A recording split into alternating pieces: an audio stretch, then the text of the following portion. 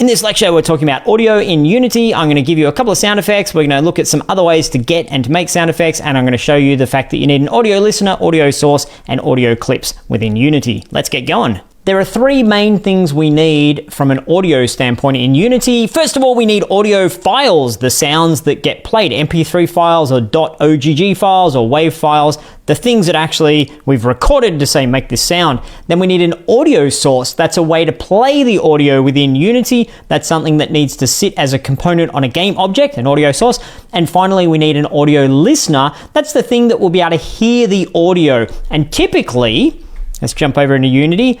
Typically, that's on the main camera. So if you click on your main camera, scroll down, you'll see an audio listener. And without that, we won't be able to hear any sound effects. The audio listener is on the camera, which means we can also set up 3D spatial sounds. So here's my camera just there. If I put a sound that's playing way over there or a sound that's playing really close here, Unity will understand that and it will change the volume and change the way that we hear sounds accordingly. So that's why we need an audio listener, not just that we're playing a sound effect somewhere in the scene, but we need to have a relationship between what's being played, where it's being played, and what can hear it. Now, according to our little diagram here, that was the audio listener I was just showing you. We also need the audio source, which is the thing that plays. It's kind of like the push play to make it happen thing. I was going to say the radio, but no one listens to radio anymore, do they? So we ask ourselves, where do we want to play audio from? And I'm going to focus on the rocket for now. The rocket is going to be going, pew pew, meow, all that kind of stuff through the air. And therefore, we want the audio source to be playing on the rocket for us, or from the rocket. So if you click on the player rocket, scroll all the way down, add component, we're going to add an audio source. So you can see down there, audio source, click on that, and that will allow us to control what's being played out of this rocket, out of our player. Now, there's a really, really simple implementation, which is what we're going to do here, which is saying this game object is only going to have one audio. But in the future, we'll be more complex and we'll have more audio that can be triggered. But for now, we're just going a really simple implementation. This is not how all audio works. This is just a simple way to do it. And Unity has changed the name a little while ago. Audio resource is the thing we're looking for here to say, what are you going to play? It's saying, I don't know what you want to play. I've got none in here at the moment. And I've given you some sound effects against this lecture that you can find in the resources section. I've given you 3. We're only going to be using 1 for the moment, and that's the main engine thrust. But let's go ahead and drag all of those in. But you know what? We need to do a little bit of organization here. Click on your assets directory, right click, create a folder we'll call audio.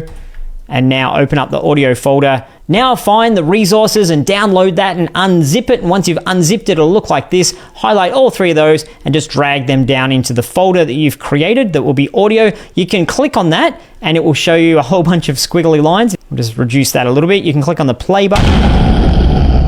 That's one sound effect and another sound effect.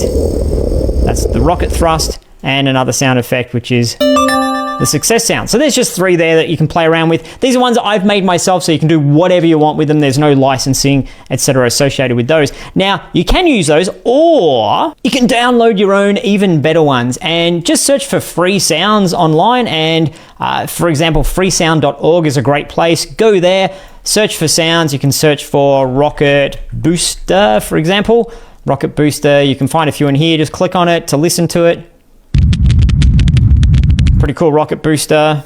Oh, that one sounds a lot like my one. That sounds exactly like my one, actually. Anyway, so you probably need to join and log in to be able to download from here. But as it says in the name, they're free, so you can do that. Or you can go download Audacity, which is a free sound tool, which is pretty nifty. You can make your own. So for example, download Audacity, click on the record button, and you can go pew pew. And then I've got a little bit at the front. I can highlight that to delete it, just tighten up this sound effect. Then when I click here, pew pew, that's me playing it back. Although you can't tell, I'm talking to my microphone and playing pew, back pew, at the same time. Which of those is real, Rick? Now the cool thing you can do in here is highlight that, go up to effect, and let's do some messing around with it. Change pitch and tempo. We'll change the pitch and just drag this up into the positive. We'll make it positive, I don't know, 55, click on apply. Pew pew. Oh, now it's pew pew. Really, I could have just gone pew pew myself, couldn't I? Pew pew. That's pretty cool. And then you can do another effect. You can go to say, let's see, what should we do in here? Highlight over delay and reverb, and then do some reverb and apply that. Pew pew.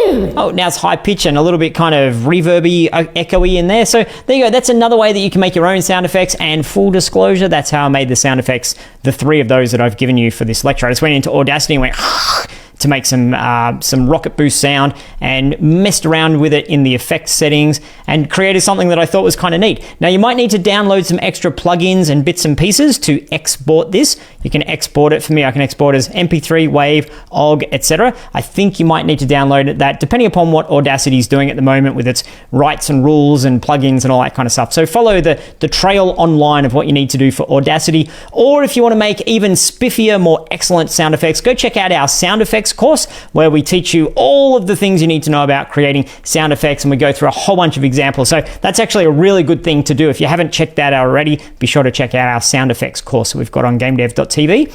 But for now, if I was to go to File, Export, and I've got these options here. Just while I can see those options, Unity quite likes OGG files, OGG files. MP3 is okay. WAV files are huge, so I recommend not using WAV files, but OGG or MP3. And you can see the ones that I gave you in the resources section are .ogg or .ogg. So we've got some sound effects. We know on the main camera, we've got the audio listener. Where is that audio listener? Just there. And we know when we click on our rocket player, we can find, scrolling all the way down, we've got audio source.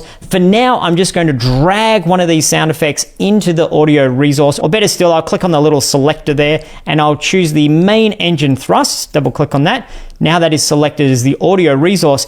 There's 2 other things I want to show you here before we wrap this up. There's play on awake, which basically means the moment I click the play button, this sound effect will start to play no matter what's going on, so long as this game object is in the scene. So it's saying play on awake of the game object, but because this game object's already in the scene, essentially when I click play,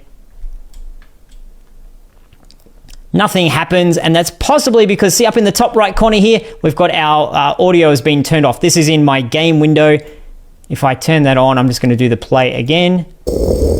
And now, hopefully you can hear that. I think I'm recording this correctly. You can hear that playing in the background, and it's probably at some point going to stop. So I got all the way to the end and it stopped, and that's because, if clicking out of that, scroll all the way back down again, because looping is not turned on. If you turn on looping, it will just go and go and go and go time after itself. It'll just loop on itself. So they're 2 very important things.